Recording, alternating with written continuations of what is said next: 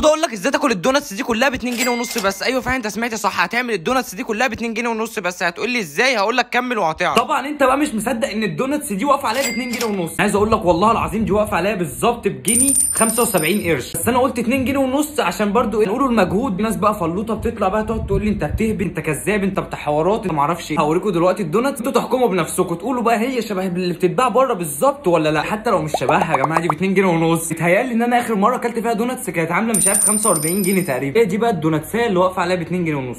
شكلها عامل ازاي وفي منها ياما. استنوا بقى اوريكم بقى الشكل ده اللي انا عامله، وعامل بقى منها كمان الشكل ده. وانا عامل الشكل ده بقى بالزياده عشان عارف ان في حرموقه هيكتب لي في الكومنتات هيقول لي يا عم الدوناتس بتبقى مخروقه من النص. وعامل منها بقى كميه رهيبه. اقول لكم ب 17 جنيه بالظبط عملت بتاع 10 دوناتسات. طبعا ندوق ونشوف طعمها عامل ازاي. انا عايز بس يا غالي اوريك حاجه قبل ما ندوقها. شايف حشو الشوكولاته اللي من جوه ومن بره شكله عامل ازاي؟ يشد القلب. انا لحد دلوقتي مش مصدق ازاي دي انا اللي عاملها. ده انا كنت بخش اعمل الكبده المقليه اعملها مشويه، بس طعمها يا جماعه خطير خطير. واهم حاجه الصوص اللي على الوش بقى هو ده اللي هينقل طعمها في حته ثانيه.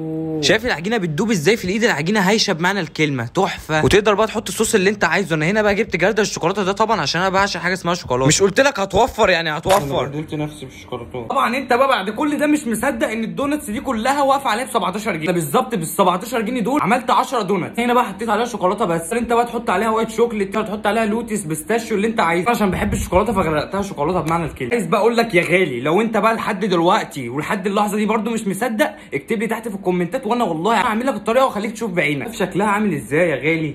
شايف شكلها تعملها ب 2 جنيه ونص بس. هو في كده يا بص. عايز الطريقه بقى اكتب لي تحت في الكومنتات وهنزلها الفيديو اللي جاي. بس كده عشان مش قادر من كتر السكريات بمعنى الكلمه.